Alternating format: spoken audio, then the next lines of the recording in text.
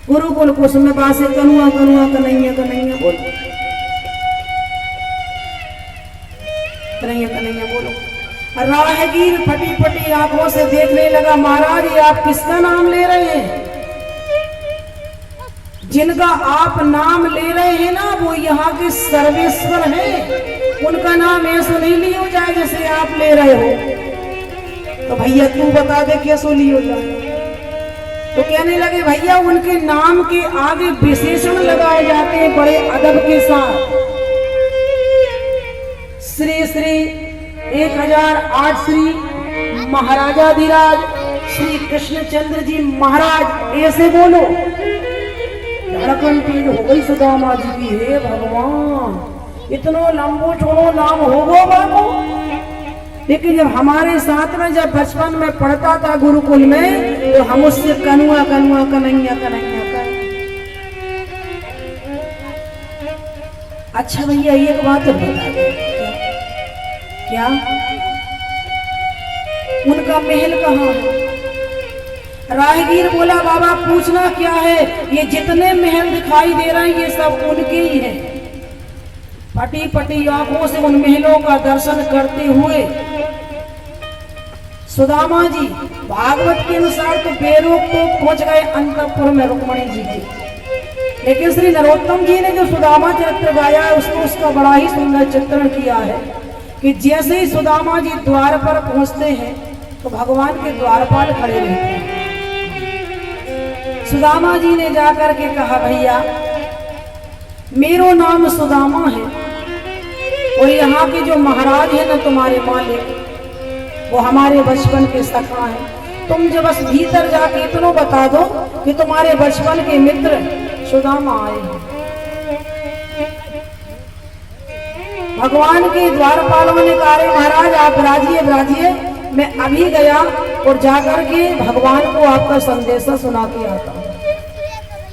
क्योंकि द्वारका नाथ का द्वारपाल जानता है कि मेरे प्रभु की कैसे कैसे भी संबंध हो सकते हैं। उनकी लीला बड़ी दिव्य है, बड़ी विचित्र है और एक से एक मूर्ति दरबार में आते ही रहती है। द्वारका नाथ का द्वारपाल दौड़ा दौड़ा गया, भगवान सिंहासन पर विराजमान थे सभा में। द्वारपाल ने कहा कि प्रभु, जाकर के भगवान को प्रणाम किया और कहा कि प्रभु इस दास को दरबार में वर्षों हो गए आपकी सेवा करते हुए, लेकिन जो आज आया है ऐसे की कल्पना मैंने कभी नहीं की थी। भगवान ने कहा भाई क्या स्वरूप है, क्या नाम है, कहां से आया है, कौन है? तो परिचय देने लगा प्रभु किसी से पगा न झगा तन में प्रभु, जाने को आई बसे के ही ग्रामा, धोती फटी सी लटी दुपटी, अर पाए उपाना की नहीं सामा, द्वार खड़ो तुझ दुर्बल रहो चकी सोप सुधाय विरामा, और पूछत दीन दयाल कुधाम, बतावत आपनो नाम सुना। और जैसे ही सुदामा नाम भगवान के कान में पड़ा तुरंत भगवान सिंहासन से नीचे कूद पड़े। सभासद देख करके उठ करके खड़े हो गए।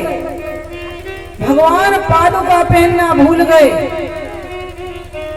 पीतांबर भगवान का पृथ्वी पर गिरा और भगवान दौड़े दौड़े से जा रहे हैं। कहते हैं सुदामा सुनते भगे गोपाल, सुदामा सुनते भगे गोपाल, पीतांबर धड़री में पड़ो है, टूट पड़ी जयमाल, पीतांबर धड़री में पड़ो है, टूट पड़ी जयमाल, सुदामा सुन सुनते भगे गोपाल, सुदामा सुनते भगे गोपाल। भगवान पादुका पहनना भूल गए, पीताम्बर पृथ्वी पर गिर गया, जयमाल टूट करके बिखर गई और भगवान दौड़े दौड़े जा रहे हैं। सारे सभासद उठ करके देखने लगे कि आज तक एक से एक महापुरुष दरबार में आए, लेकिन हमारे प्रभु ऐसे किसी के लिए नहीं भागे हैं। लगता है कि आज कोई विशेष महापुरुष आने वाला है, चलो स्वागत की तैयारी करते हैं। और मेरे प्रभु यहाँ दौड़े दौड़े जा रहे हैं, उधर सुदामा जी द्वार पर खड़े हैं, मन में सोच रहे हैं मेरा नाम याद होगा कि नहीं, मुझे पहचान पाएगा कि नहीं, ये शंका सुदामा जी के मन में है। और जैसे ही सुदामा जी ने भगवान को देखा और भगवान ने जब सुदामा जी को देखा, तुरंत भगवान ने दौड़ करके अपने मित्र को हृदय से लगा लिया। बोलिए दीन बंधु भगवान की, भक्त वत्सल भगवान की जय। ना तो सुदामा जी कुछ कह पाए और ना ही भगवान कुछ कह पाए। अपने मित्र को गले लगा करके और फिर भगवान अपने मित्र का हाथ पकड़ करके सभा में लेकर के आए।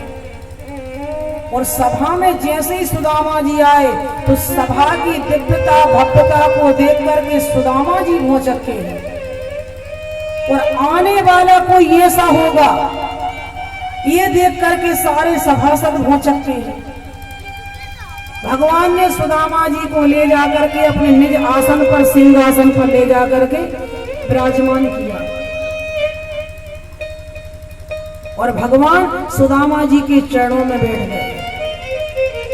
रुक्मणी जी पास में खड़ी है, सोच रही है कि अवधूत आकर है कौन, मेरे मालिक इतने भाव में भरे हुए हैं। इसके सिर पर देखो पगड़ी नहीं है, पैरों में जूते चप्पल नहीं है, एक धोती है, उसी को आधी लपेट रखा, आधी को ओढ़ रखा है। एक और तो इतना दीनहीन है ये महापुरुष, और एक और इतना भाग्यशाली कि आज मेरे प्रभु मेरे स्वामी अपने निज आसन पर, सिंहासन पर इसको बिठा रहे हैं। भगवान ने एक दृष्टि रुक्मणी जी के ऊपर डाली और आंखों से ही संकेत किया, चरण धोने के लिए तुरंत जल लेकर के आ। भगवान का इशारा पाते ही रुक्मणी जी तुरंत अंतःपुर की ओर भागी। मन में सोचने लगी रुक्मणी कि इतने दास दासियों के रहते हुए भी जिसको भगवान सेवा का अवसर देते हैं वो अपना सौभाग्य समझता है, लेकिन इतने दास दासियों के रहते हुए भी भगवान आज्ञा किसको दे रही है? पट्ट महसी को, जो सर्वश्रेष्ठ द्वारका की मालकिन है रुक्मणी।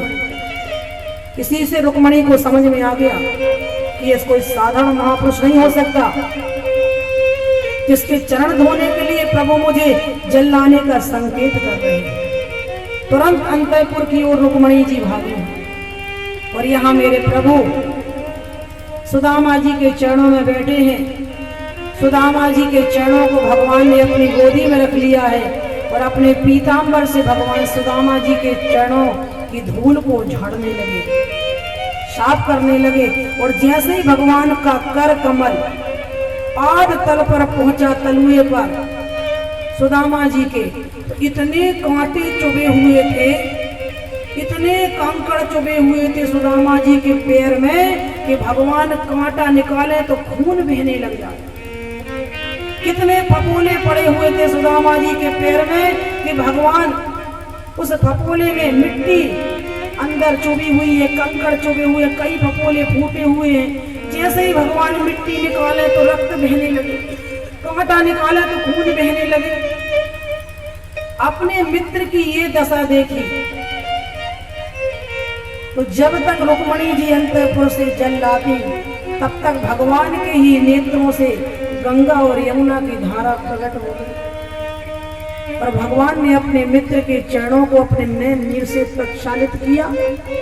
भगवान ने कहा, मित्र ऐसे बिहाल बिमायन सो पुनि कंटक जाल लगे पुनि जोए, और हाय महादुख पायो सखा तुम आए इतने कितई दिन कोई, कि देख सुदामा की दीन दशा, करुणा करके करुणा निधि रोए, और पानी परात को हाथ छो नहीं, नैनन के जल सो पग धोए, प्रेतो बिंजुअन बिंदो नेत्राभ्याम पुष्कर क्षण। अपने मित्र की ये दशा देखी तो जब तक रुक्मिणी जी अंतःपुर से चल लाती तब तक भगवान के ही नेत्रों से दिव्य गंगा यमुना की धारा प्रकट हो गई, और भगवान ने अपने मित्र के चरणों को अपने नयन नीर से, अपने आंसुओं से चरणों को प्रक्षालित कर दिया है, चरणों को धो दिया है। आज सारा संसार सुदामा जी के सौभाग्य की सराहना मन ही मन कर उठा। रुक्मिणी जी जब अंदर से जल लेकर के आई और आकर के देखा तो चरण तो धुले हुए दिखाई दिए। आश्चर्य का ठिकाना नहीं रहा रुक्मिणी जी के। एक ओर तो इतना दीनहीनता ये, और दूसरी ओर इतने भाग्यशाली है महापुरुष कि आज मेरे प्रभु ने अपने आंखों के नीर से, आंसुओं से इसके चरणों को धो दिया। सारा